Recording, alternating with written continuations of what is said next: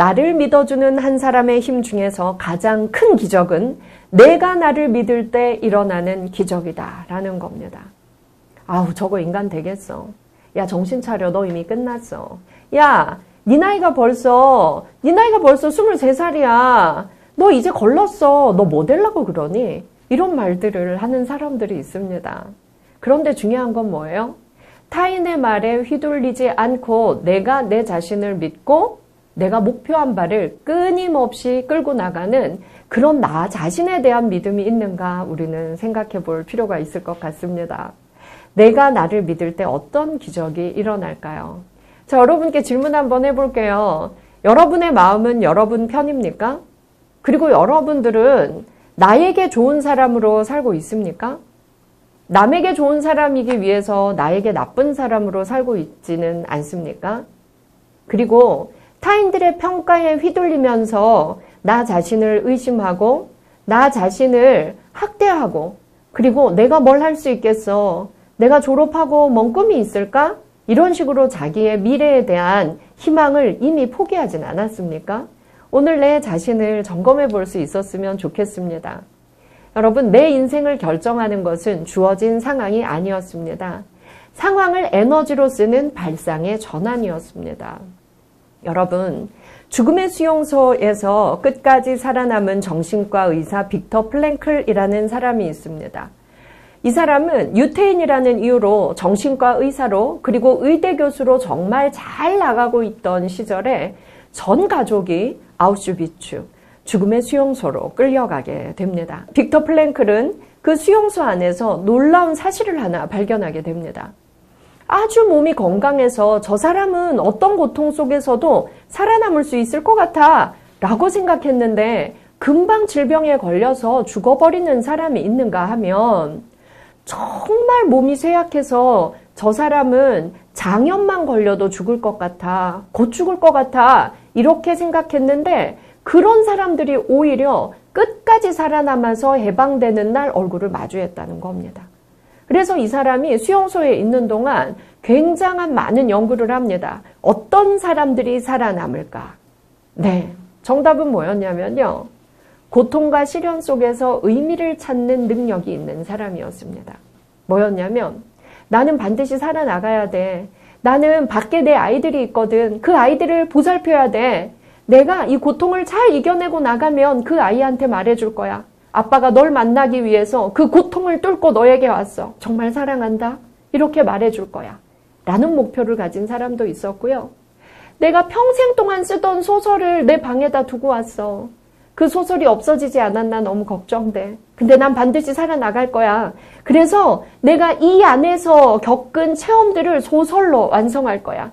그러면 사람들이 내 소설을 읽고 어떤 죽음의 고통 속에서도 살아남는 법을 알게 될 수도 있잖아. 그러니까 난 살아남아야 돼. 이런 식으로 고통 속에서 의미를 발견하고 미래의 목표를 두고 희망을 잃지 않는 사람들은 고통 속에서 반드시 살아남더라는 겁니다. 빅터 플랭클은 그 과정에서 사람들과 함께하면서 그 모든 과정을 기록합니다. 그리고 고통과 시련에서 의미를 찾는 법을 전 세계 사람들에게 정신의학의 기법으로 알려주고 생을 마감하게 됩니다. 로고테라피라고 들어보셨을 거예요. 의미 치료라고 하는데요. 오늘 이 강의는 여러분들에게 의미 치료의 시간이 될 수 있을 것 같습니다. 내가 겪는 고통과 시련에서 의미를 찾고 나의 미래에 의미를 두고 목표만 확실히 둘 수 있다면 우리는 무엇이든 해낼 수 있는 에너지를, 그 힘과 자신감을 이미 내 마음속에 가지고 있다는 것이기 때문이죠. 제가 정말 좋아하는 문장 여러분들께 선물합니다. 니체가 이런 말을 했어요. 나를 죽이지 못한 것은 나를 강하게 하리라. 여러분, 죽을 만큼 힘든 경험이 혹시 있습니까? 그리고 정말 내가 이겨내지 못할 것 같은 인생의 시련이 혹시 있습니까? 여러분의 고민은 무엇입니까? 저의 대학생 때의 고민을 앞에서 고백했었는데요. 가난과 외로움이었습니다. 정말 친구들이 다 연애하고 MT 가고 즐길 때 저는 하루에 정말 심할 때는 아르바이트를 7개도 한 적이 있는 것 같아요. 제가 했던 아르바이트를 돌이켜보면, 예, 저는 요즘 주유소가 다 셀프로 바뀌었잖아요. 셀프 주유소로 바뀌었을 때 저의 능력이 아주 빛나기 시작했었습니다. 주유소 아르바이트를 오래 했어요. 주유소 아르바이트는 새벽부터 할 수 있었기 때문이죠. 학교 가기 전에 주유소 아르바이트, 편의점 아르바이트를 할 수 있었습니다. 학교 수업을 듣는 날은 도서관에서 열심히 아르바이트를 하고 수업을 들었고요. 그리고 저녁 시간에는 학생 식당에 가서 설거지를 했습니다. 그리고 나서 이제 해가 지는 이후부터는 학교 앞에서 열심히 또 아르바이트를 했죠. 제가 아르바이트를 하면 손님이 너무 많아지는 겁니다. 저희 학교에 신화가 하나 있었는데요. 제가 치킨 호프집에서 아르바이트를 한 적이 있었어요. 근데 저는 저의 장점이 활짝 잘 웃는 거 딱 하나밖에 없거든요. 정말 활짝 웃으면서 모든 사람들에게 환하게 인사하고 모든 손님들의 이름을 외우기 시작했어요. 이름을 외우고 먼저 인사하고 가게 밖에서 만나도 모든 과 사람들한테 제가 이름을 부르면서 웃으면서 인사를 합니다. 그랬더니 그 사람들이 다 저를 만나러 그 치킨집에만 오더라고요. 그래서 그 치킨집은 너무나 장사가 안 되는 집이었는데 정말 장사가 잘 되는 집이 되어서 제가 아르바이트를 그만두겠다고 한 날 사장님이 울면서 제 손을 잡고 부탁했어요. 네가 이 가게를 인수하면 안 되겠니? 전 돈이 있었다면 그 가게를 인수했을 거예요. 그런데 제가 만약에 그 가게를 인수했다면 치킨집 사장님으로 살고 있거나 그 대학 앞에서 조금 더 큰 호프집을 하고 있겠죠. 근데 저는 정말 가난하고 힘들었지만 너무나 공부가 하고 싶었습니다. 지금 내가 힘든 길을 가더라도 좀 더 공부하고 나를 좀 키워보자. 내가 좀 더 나에게 어울리는 내가 꿈꾸는 목표에 다가갈 수 있지 않을까라는 희망을 가졌던 거죠. 저는 글을 쓰는 작가가 되고 싶었고 저는 대학 교수가 꼭 되겠다는 꿈이 있었습니다. 저는 그 당시에 너무나 많은 아르바이트를 하면서 굉장히 늘 사람들에겐 웃었지만 혼자 있을 때는 혼자 정말 많이 우는 그런 시간을 4년 동안 보냈던 것 같아요. 그런데 그때 또 저에게 힘이 되었던 문장이 바로 이것이었습니다. 나를 죽이지 못한 것은 나를 강하게 하리라. 그래서 제가 혼자 있을 때 펑펑 울더라도 사람들 앞에서 활짝 웃을 수 있었던 건 사람들과의 인간관계가 내가 성장하고 내 꿈을 이루는데 또 큰 힘이 될 거라고 믿었기 때문에 막연하게 그런 노력을 했던 것 같습니다. 마침내 꿈을 이룬 사람들의 공통점 또 한번 정리해 볼까요? 자, 여러분 소리내어서 지금 같이 읽어보세요. 우리 뇌는 누구의 목소리를 제일 좋아하냐면 나의 목소리를 제일 좋아합니다. 나의 목소리로 좋은 문장을 읽을 때 우리 뇌는 행동하기 시작합니다. 그냥 눈으로 보고 귀로만 들으면 행동으로까지 발전하긴 힘들고 그냥 좋은 내용이네 에서 멈춥니다. 근데 여러분들의 목소리로 나의 뇌에 들려주면 행동하기 시작할 겁니다. 자, 희망을부터 같이 읽을까요? 시작! 희망을 갖고 태어난 게 아니라 희망을 선택한 사람들이었습니다. 희망은 선택하는 겁니다. 자신의 고유한 장점을 발전시킬 때 가장 즐거워한다. 누가? 나의 뇌가. 나만의 장점에 집중하자. 네, 여러분의 장점은 무엇입니까? 하나만 지금 말해보세요. 소리내어 말해보세요. 나만의 장점 하나. 네, 저는 유일하게 가진 게 아무것도 없어서 웃는 거 하나밖에 없었습니다. 여러분에게는 어떤 장점이 있나요? 근데 저는 사람들을 보고 먼저 환하게 웃는 이 장점이 사회생활을 하는데 저에게는 가장 큰 메리트가 되었던 것 같습니다. 여러분도 여러분들의 장점을 한번 써보십시오. 장점이 하나도 없다는 사람들이 있어요. 제가 알려드릴게요. 발상을 바꾸면 됩니다. 자, 열 손가락을 한번 쫙 펼쳐보세요. 여러분 손끝에 뭐가 있나요? 네, 지문이 있어요. 자, 여러분 이 지문은 모두 모양이 같아요? 달라요? 다릅니다.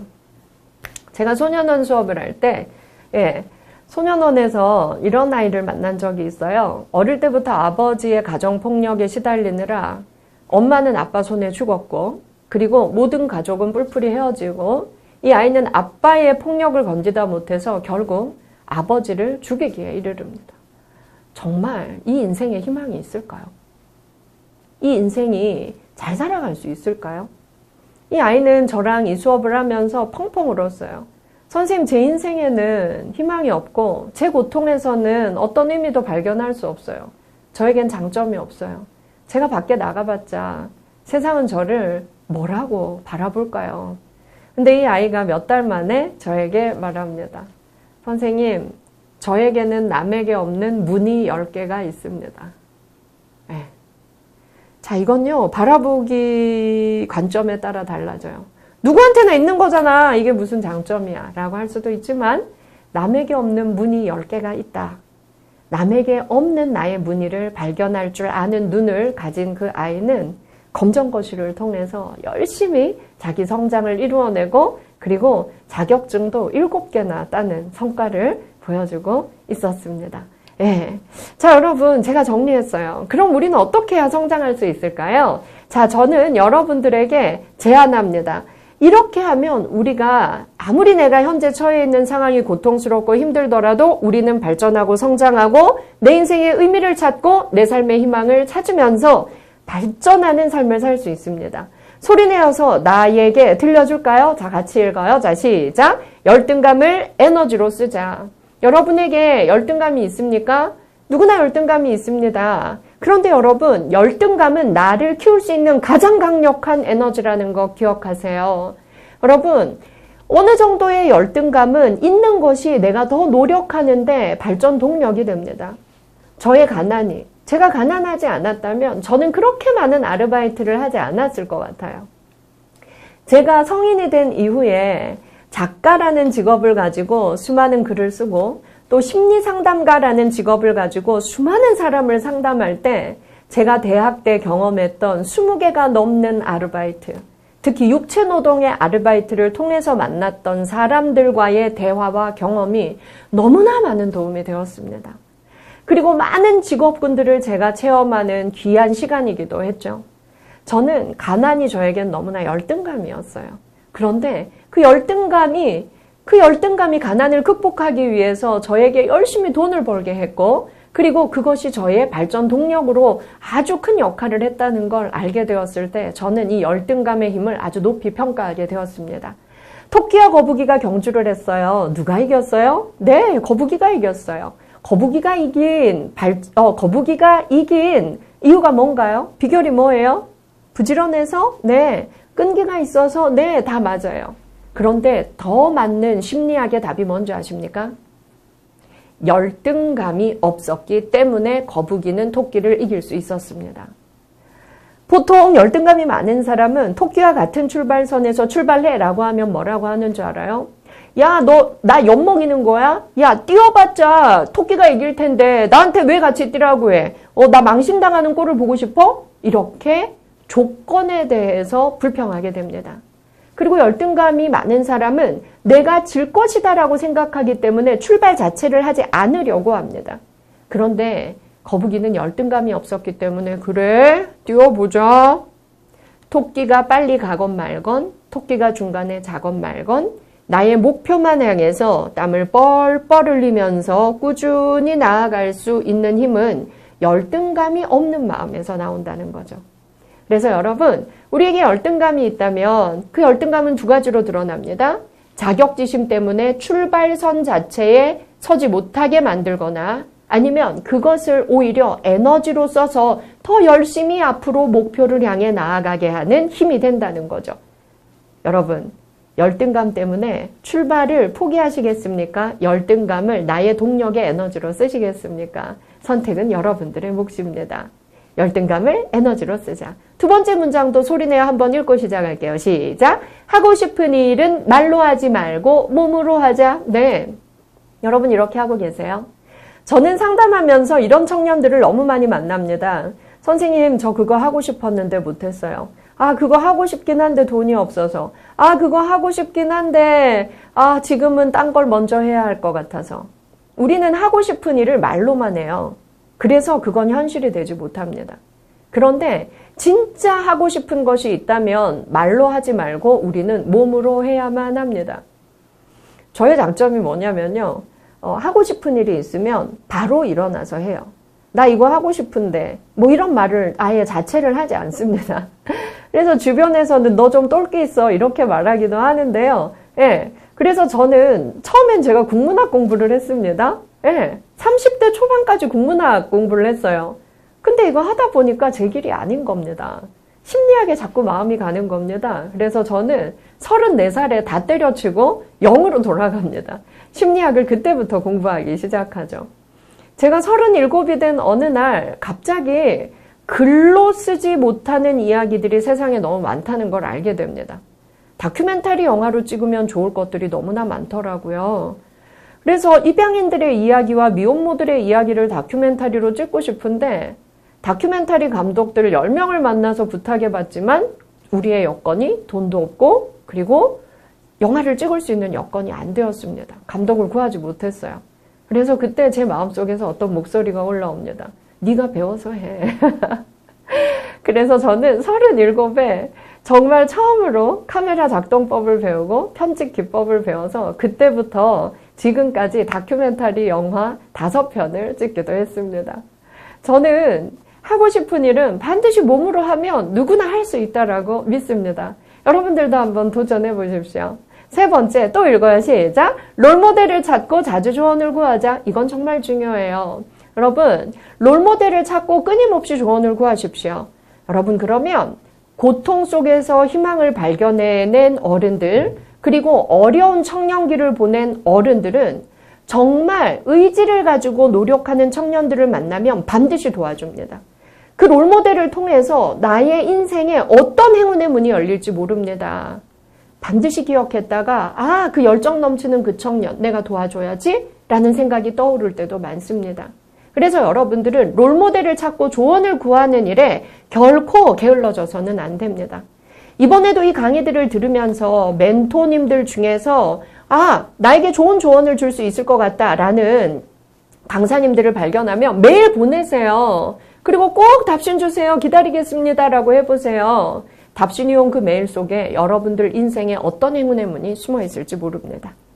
그 다음 꿈꾸며 노력하는 사람을 만나면 누구나 돕고 싶습니다.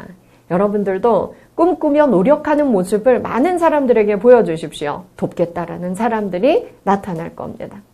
책에서도 찾고 현실에서도 찾으세요. 소문을 내고 소개를 받으세요. 나의 멘토, 롤모델은 현실 속에만 있는 건 아니죠. 책 속에 있는 사람일 수도 있고요. 그리고 현실 속에 있을 수도 있습니다. 나 이런 사람 만나서 조언 얻고 싶은데 이런 분 아시면 소개 좀 시켜주세요. 소문도 내고 소개도 받으세요. 마지막 문장은 정말 중요하니까 또 소리내어 있습니다. 시작! 구체적인 계획을 자주 세우고 실천하고 칭찬하자. 누가? 나에게. 여러분, 너무 큰 계획을 세우지 마세요. 너무 큰 계획을 세우면 우리 마음이 어떠냐면 그 계획까지 올라가는 초고속 엘리베이터를 기다리는 마음이 생깁니다. 그리고 금방 포기하게 돼요. 제가 만난 꿈을 이룬 사람들의 공통점은 뭐였냐면 작은 계획을 자주 세우는 사람들이었습니다. 여러분, 작은 계획을 세우면 이루기가 아주 쉬워요. 1계단 성공. 또 작은 계획 세웁니다. 2계단 성공. 작은 계획 3계단 성공. 이렇게 해서 올라가다 보면 300층 빌딩 제일 꼭대기까지 이르르는 날이 온다는 거죠. 그리고 본인이 깜짝 놀랍니다. 내가 이렇게 되리라고는 꿈도 꾼 적이 없는데 제가 상상한 것보다 제가 너무 컸어요? 라는 70, 80대 대가들이 참 많았습니다. 공통점은 작은 계획을 자주 세우고 구체적인 계획을 자주 세우는 겁니다. 그 다음 실천하고 그리고 작은 계획을 하나하나 성취해낼 때마다 내가 나를 정말 칭찬해야 됩니다. 저는요, 제가 저를 아주 자주 칭찬합니다. 저는 상미야 잘했어. 이거 지금도 매일 해요. 그리고 밤이 되면요, 자기 전에 오늘도 고생했어. 제가 끊임없이 저를 칭찬합니다. 여러분, 남이 나를 칭찬하길 기다리지 마세요. 우리 뇌는요, 내가 나를 칭찬하고 격려하고 응원할 때 우리 뇌에서는 행복 호르몬인 세로토닌이 퐁퐁퐁퐁 가장 많이 분출된다는 거예요. 지금 한번 해보세요. 자기 이름 불러보세요. 상미야 잘했어. 상미야 고생 많아. 상미야 잘하고 있어. 자기가 자기한테 하는 거예요. 오늘부터 매일 한번 해보는 겁니다. 자, 빨간 글씨 정말 중요해요. 여러분, 저는 정말 오랜 시간 학생들을 가르쳐 왔습니다. 그런데 학생들에게 가장 안타까운 게 이거였어요. 꿈은 너무 많아요. 계획은 너무 많아요. 그런데 안 되는 이유도 너무 많아요. 지금 못하는 이유도 너무 많아요. 저는 그 학생들을 상담하고 응원하고 하다가 지치는 날도 많았습니다.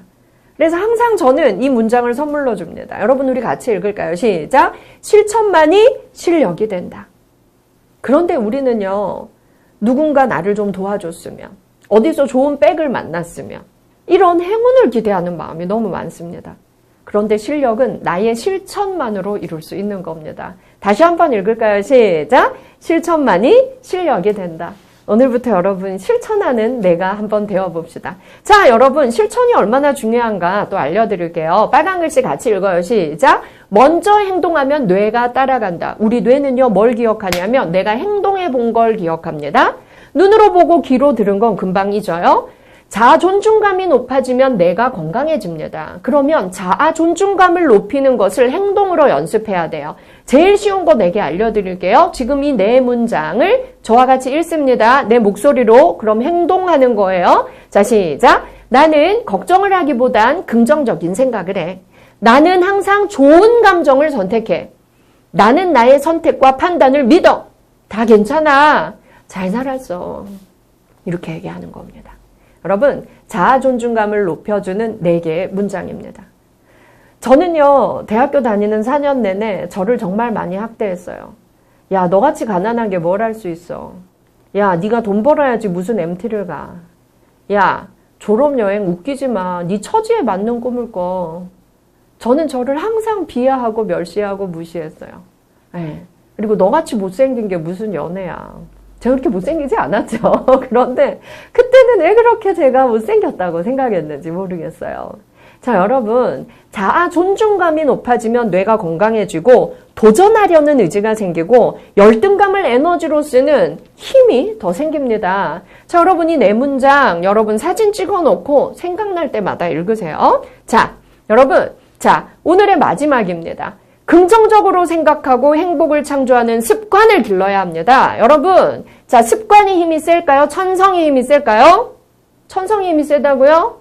저는 타고나기를 천성이 게으르다고요? 아이고, 말도 안 되는 소리 하시네요. 여러분, 습관이 천성을 이깁니다. 습관이 천성보다 몇 배 힘이 센 줄 아세요? 맞춰보세요. 3배? 10배? 오! 9배 힘이 셉니다. 여러분, 좋은 습관을 몸에 익히면 타고난 천성이 게으르더라도 부지런한 인간으로 살 수 있다는 겁니다. 내가 타고난 천성이 무뚝뚝하더라도 내가 활짝 웃으면서 남에게 먼저 웃는 용기를 내는 습관을 기르면 친절한 사람으로 살아갈 수 있다는 겁니다. 행복과 불행은 6대 4예요. 외부 요소 60%, 스스로 창조하는 능력 40%. 거봐요, 선생님, 외부 요소 60%잖아요. 저는 이렇게 가진 게 없고, 도와주는 부모님도 없고, 공부도 못하고, 학점도 나쁘고, 외모도 별로고. 여러분, 아니에요. 여러분, 저는 상담하다 보면요, 대기업 총수의 가족들도 만나게 됩니다. 우리보다 훨씬 행복해야죠? 주어진 돈과 저택과 얼마나 많은 걸 이미 가지고 있습니까? 그런데 자아존중감도 낮고 우울감도 높고 그리고 고등학생 자녀가 아버지는 대기업 회장님인데 너무나 인생이 불행해서 매일 자해하는 친구도 있어요. 그리고 대기업 회장님의 사랑받는 막내딸도 자살하는 사건 그리고 마약 중독에 시달리는 사건들 우리가 얼마나 많이 보았습니까? 가장 중요한 건 외부에서 주어지는 환경, 돈, 권력 이런 게 아니라 스스로 창조하는 능력 40%라는 겁니다. 여러분은 얼마나 행복을 느끼면서 삽니까? 스스로 창조하는 행복 능력 40% 갖고 계십니까? 여러분 그러면 제가 몇 개 알려드릴게요. 자, 자아 존중감은 나를 사랑하고 만족하는 지표인데 이게 바로 행복이에요. 인생은 자아 존중감 회복의 과정입니다. 자아 존중감이 떨어질 때 자아 존중감을 높여야 행복해지는 거예요. 나만의 실천 매뉴얼이 있어야 합니다. 그러면 행복을 창조하는 기억 세포를 만들어 놔야 돼요. 우리 에너지를 긍정적 에너지로 채우고 자존감을 키우는 가장 쉬운 일상의 실천법들을 여러분들이 알아야 하는 겁니다. 여러분 제일 쉬운 게 뭔지 아세요? 제가 아까 앞에서 말했는데요. 바로 먼저 웃는 용기입니다. 여러분 누군가를 만났을 때 활짝 웃는 거 많이 해보세요. 많이 웃어보세요. 여러분, 한 달 동안 먼저 웃어라 한번 해봤어요. 타인을 만났을 때 활짝 웃으면서 인사해라. 이게 환대죠. 그러면 어떤 변화가 일어났나? 자꾸 웃으면 신진대사가 원활해져서 컨디션이 좋아지고 자연스럽게 긍정적인 생각을 많이 하게 되더라. 그리고 상대방은 내가 활짝 웃으면서 인사해주면 어떤 느낌 가질까? 나를 좋아한다고 느끼고 나한테 우호적으로 다가오더라. 상대를 내 편으로 만드는 가장 쉬운 방법입니다. 여러분, 나를 믿어주는 한 사람의 힘이 있어야 우리가 인생을 살아가는 힘과 동력이 됩니다. 그 중에 제일 중요한 건 뭐라고요? 내가 나를 믿을 때 일어나는 기적입니다. 내가 나를 믿고 앞으로 나아가려면 긍정적인 생각 많이 하고 자존감감 높이고 오늘부터 조금이라도 더 행복하게 살 수 있도록 내가 많은 행동과 실천을 해야 합니다. 실천만이 실력이 됩니다. 그리고 내가 어떤 고통을 겪고 있다면 이 고통에서 찾은 의미가 나를 더 발전시키고 나를 더 키워내는 동력이 되리라는 걸 여러분들 기억하시길 바랍니다. 제 강의는 여기까지고요. 이제부터는 우리 멘티님들이 저에게 주신 질문에 대해서 우리 같이 얘기 나누어 볼까요? 예. 자, 그러면 우리 사회리더 대학생 멘토링 리더십 콘서트 강연 Q&A로 들어가 보겠습니다. 네. 자, 첫 번째 질문입니다. 우리 김현정 멘티님 지금 보고 계세요? 대답하세요. 예. 우리 김현정 멘티가 이런 질문 줬어요. 종종 우울하고 힘든 감정이 들 때 사람에게 받는 위로가 아닌 감정을 이겨낼 수 있는 방법이 있을까요? 오, 너무 좋은 질문이에요. 자, 여러분, 우울하고 힘들죠? 우울하고 힘들 때, 내 인생에 되는 일이 없을 때, 모든 게 짜증나고 지칠 때 우리는 주변에서 날 위로해주고 주변에서 나를 도와주길 바라는 마음이 생깁니다. 타인에게 기대하는 마음이 생겨요. 그때 우리한테 엄습하는 감정이 뭔지 아세요? 외로움이에요. 여러분, 내 인생에 가장 좋은 친구는 타인이 아니라 나 자신입니다. 여러분, 이 외로운 감정이 우울하고 힘든 감정과 아주 비슷한 감정이거든요. 이 외로움과 우울을 이길 수 있는 힘 중에 우리가 어떤 힘 키워야 하는 줄 아세요? 고동력을 키워야 합니다. 인생에 제일 좋은 친구가 누구라고요? 나 자신입니다. 외로워가 아니라 고독을 즐기는 힘을 키우면 우리는 이 많은 감정들을 이길 수가 있어요. 그래서 이 고독력을 키우려면 나와 재밌게 잘 노는 힘을 키워야 합니다. 예, 타인의 도움 받지 않고. 자, 내 마음의 힘을 키우는데 가장 좋은 건 우리가 아까 연습한 것들이에요. 긍정적인 사고하는 법. 네, 자아 존중감을 높이는 내 문장 이런 거 읽었었잖아요. 예, 여러분 이런 긍정적인 문장을 곳곳에 붙여놓고 자주 좀 읽으세요. 오늘 이 PPT에 있었던 것들 소리내어 읽자 한 것들 제가 많았죠. 붙여놓고 읽으십시오. 우리 뇌는 긍정적인 문장을 자꾸 읽어주고 자극을 줄 때 긍정적인 행동을 하려는 욕구가 아주 많이 생긴다는 겁니다. 그 다음에 여러분, 우울하고 힘든 감정을 이기려면 우리는 세로토닌에 대해서 알아야 돼요. 세로토닌이 우리 뇌에서 나오는 행복물질입니다. 이 세로토닌이 얼마나 중요하냐면요. 우울을 물리치고 감정을 조율할 수 있게 하는 감정 조율 호르몬이에요. 내가 감정 조율이 안 되고 너무 외롭고 힘들고 우울하다. 세로토닌 분비가 안 되고 있는 거예요. 그럼 세로토닌 분비 어떻게 하면 되는지 아세요? 아주 쉬워요. 돈이 안 들어요. 뭐냐면 첫 번째, 운동해야 합니다. 하루에 몇 분 운동하면 세로토닌 방출 퐁퐁퐁 잘 될까요? 아주 짧았어요, 여러분. 20분만 햇볕 받으면서 빠르게 걷기만 해도 하루에 충분한 세로토닌이 다 나온다는 거예요. 예. 그 다음 뭔지 아세요? 맛있게 먹을 때, 그리고 푹 잘 잘 때, 그리고 내가 좋아하는 사람과 대화 나눌 때, 그리고 사랑을 나눌 때, 연애도 해야 합니다. 좋은 사람과. 그리고 또 뭐냐면 명상할 때입니다. 여러분, 명상은요 어려울 것 같지만 요즘 유튜브 검색해 보세요. 그러면 눈만 감고 있으면 그 목소리만 따라가면 됩니다. 호흡을 하는 법, 그리고 생각을 현재에 집중시키는 법, 아주 안내들이 친절하게 나와요. 들으면서 따라가기만 해도 명상할 때 세로토닌이 나온다는 겁니다. 유튜브에 박상미 라디오 검색하면 제 목소리로 여러분들을 안내하는 명상 음성이 나와요. 그걸 한번 따라해 보셔도 저와 함께 우울을 극복하는 훈련을 하고 있다라는 느낌이 들 겁니다. 자, 그 다음 허성은 멘티 보고 계신가요? 손 들어보세요. 우리 허성은 멘티의 질문입니다. 절친한 친구와 갈등을 겪고 난 후 과거의 기억으로 괴로울 때 혼자 이겨내는 게 좋을까요? 다른 사람에게 털어놓는 게 좋을까요? 정말 좋은 조언을 해줄 수 있는 지혜로운 사람이 있다면 털어놓고 대화를 좀 하십시오. 무조건 혼자 이겨내려고 하면 속에서 골마 터지는 나의 괴로움이 너무 많아져요. 예. 근데 이 친구는 보니까 절친한 친구와의 갈등을 겪고 난 후 누군가에게 마음을 털어놓는 것에 대해서 우리 허성은 멘티는 두려움을 갖게 된 것 같아요. 이해합니다. 이런 사람들 너무나 많습니다. 그런데요, 괜찮아요. 그 과거의 기억이 떠올라서 누군가에게 마음을 털어놓고 마음 깊은 대화를 하는 게 너무 두려운 것 같은데요. 자, 허성은 멘티 잘 기억하세요. 그리고 인간관계 때문에 괴로운 우리 멘티들 전부 다 기억하세요. 우리는 모든 사람과 잘 지낼 수 있을까요? No, 망상이에요. 인간관계는요, 평생을 살면서 누구나 갈등을 겪습니다. 모든 사람과 잘 지내고 싶어요. 이렇게 저한테 고민 상담을 해와요. 그럼 저는 꿈깨라고 합니다. 모든 사람과 잘 지낼 수가 없어요. 그리고 모든 사람이 나를 좋아할 수가 없어요. 저는 제가 강의한 것들 유튜브에 많잖아요. 다 좋은 평가만 있을까요? 악플도 되게 많아요, 여러분. 최근에 제가 코로나 오고 살이 좀 많이 쪘거든요. 제가 어느 제 강연에 봤더니 어떤 사람이 뭐라고 악플 단 줄 아세요? 뭐 뚱뚱한 년아 살 좀 빼라 이렇게 쓴 걸 제가 발견했어요. 너무 깜짝 놀랐어요. 그런데 제가 상처받았을까요? 안 받았어요. 왜냐면요, 그냥 그 사람 취향인 거예요.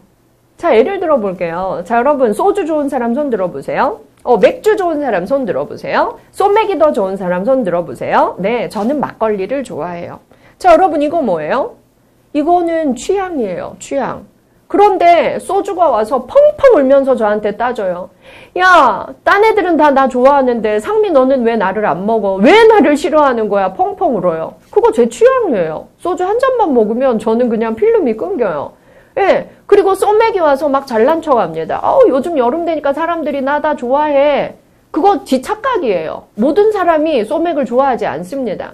여러분, 누군가에게 내가 공을 들였어도, 이 절친한 친구에게 내가 공을 들였어도 이 관계가 끊어질 수도 있어요. 그냥 그때 일어났던 사건이고 그 친구의 취향이 나와 맞지 않아서 우리가 이별하게 된 겁니다. 네.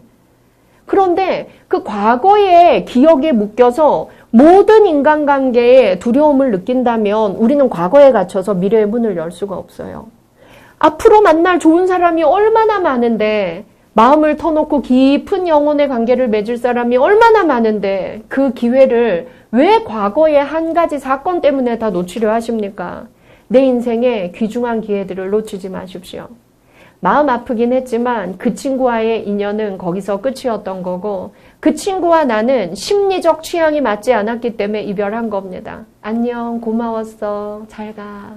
이렇게 관계도 보내줘야 하는 거예요.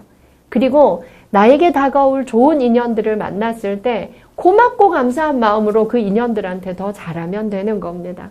그래서 허성은 멘티 너무 고민하지 마세요. 더 좋은 절친한 친구를 앞으로 만나게 될 겁니다. 그러면 더 마음 터놓고 얘기 많이 할 수 있을 거예요. 오늘 보세요. 다른 사람에게 털어놓았잖아요. 이미 허성은 멘티가.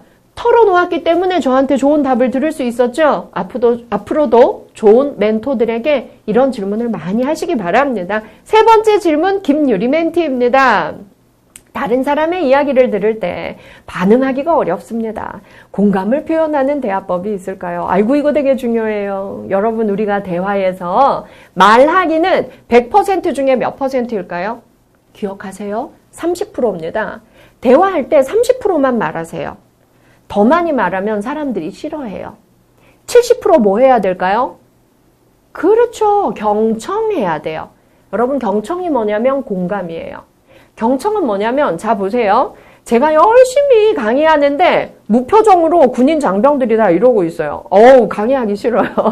그런데 강의를 갔는데 대학생들이 막 박수도 치고 웃고 뭐 때로는 울기도 하고 막 공감을 막 이렇게 리액션으로 표현해 줄 때 어떠냐면 막 제 주머니에 있는 신용카드도 주고 싶은 마음이 들어요. 예. 공감의 리액션은 아주 중요합니다. 어떻게 하면 되냐면요. 아주 쉬워요. 그 사람 눈을 바라보고 들으면서 고개를 열심히 끄덕여주면 됩니다. 그리고 때로는 웃고 때로는 슬픈 표정을 짓는데요. 상대의 표정을 따라하는 게 제일 쉽습니다. 네, 대화를 할 때 여러분 되게 못생긴 남자인데 아주 미인과 결혼하는 거 봤죠? 연애하고. 우리 보면 개그맨들이 미인들이랑 결혼하잖아요. 개그맨들이 뭘 잘하는 줄 알아요? 말 잘해서 그래라고 생각하죠? No. 뭐냐면 리액션을 정말 잘합니다. 조금 재밌어도 완전 대박 웃겨 죽겠어. 조금 슬퍼도 완전 공감. 너 진짜 힘들었겠다. 이 공감 능력이 개그맨들이 아주 리액션을 통해 잘 표현하는 겁니다. 그래서 상대 얘기를 들으면서 고개를 끄덕이고 그 사람의 표정을 좀 따라 지어보세요. 그리고 뭔가 말을 하고 싶다면 막 조언을 많이 하려고 할 필요가 없어요. 그랬구나. 힘들었겠다. 아, 그랬구나. 진짜 놀랐겠다. 그 사람의 감정을 그대로 따라해주면 됩니다. 그랬구나. 그 사람 감정. 그랬구나. 그 사람 감정. 이거 듣고 있는 남학생들은 진짜 오늘 중요한 거예요. 내 여자친구랑 대화하거나 꼬시고 싶은 여학생이 있다면 그랬구나. 너의 감정. 그랬구나. 너의 감정. 그랬구나. 너 진짜 짜증났겠다. 그랬구나. 너 요즘 진짜 외로웠겠다. 그랬구나. 너 진짜 쉬고 싶겠다. 이것만 하면 됩니다.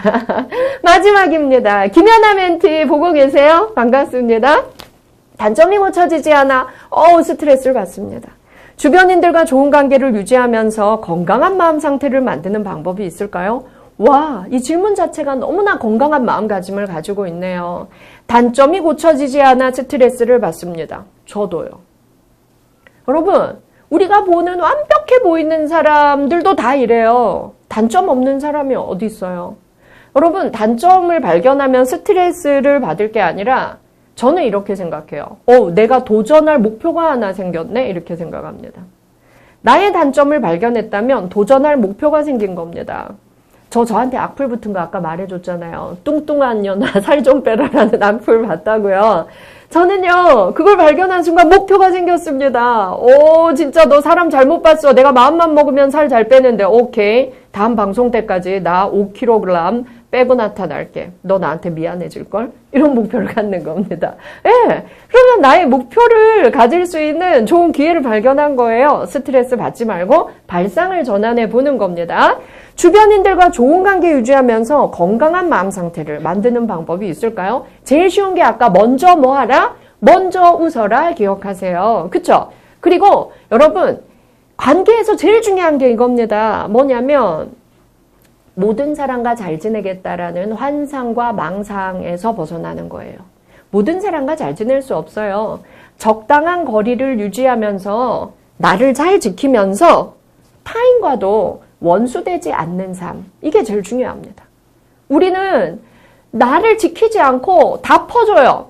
나 혼자 다 잘해주고 어머 저 인간 내가 이렇게 해줬는데 나한테 안 해주네. 어이 섭섭해 관계 끝. 이걸 너무 잘해요. 예, 나를 좀 지켜야 됩니다. 나를 지켜야 남에게 줄 것도 많아집니다. 적절한 거리를 잘 유지하면서 나의 자존감을 지키면서 타인을 보면 먼저 웃고 그리고 관계를 끊고 싶을 때 한 번만 더 생각하게. 그때 옆에 지혜로운 멘토가 있다면 저 이래서 저 사람과 관계 끊고 싶은데 어떻게 하면 좋을까요? 한 번만 물어보세요. 너무 성급하게 관계 끊어서 후회하는 경우가 너무 많아요. 특히 대학생 때 만나는 연인 관계들. 연애가 처음이니까 너무 몰라서. 그리고 얘랑 헤어져도 더 좋은 사람 많을 것 같아서 너무 성급하게 헤어져요. 관계 끊어요. 근데 제 주변의 싱글들 보면요. 어머, 대학 때 사귀었던 걔가 제일 괜찮았는데 그때는 팍 헤어져도 얼마든지 더 좋은 사람 만날 수 있을 것 같아서 헤어졌는데 살아보니 그게 아니더라. 걔가 진짜 괜찮은 애였어. 이렇게 말하는 사람 정말 많아요. 제 얘기입니다. 자, 여러분 오늘 어땠나요? 오늘 여러분들과 짧은 시간 동안 이야기 나누었는데요. 오늘 저의 이야기가 여러분들이 살아가면서 힘든 고난과 정말 힘든 순간이 왔을 때 여러분들께 떠올랐으면 좋겠습니다. 여러분, 힘과 자신감은 바깥에 있는 게 아니라 어디에 있다고요? 내 안에 있다. 이 말만 기억해도 오늘 내 속에 숨어있는 내가 미처 몰랐던 힘과 자신감을 발견할 수 있을 겁니다. 여러분, 유튜브에 제 강의가 많습니다. 앞으로도 여러분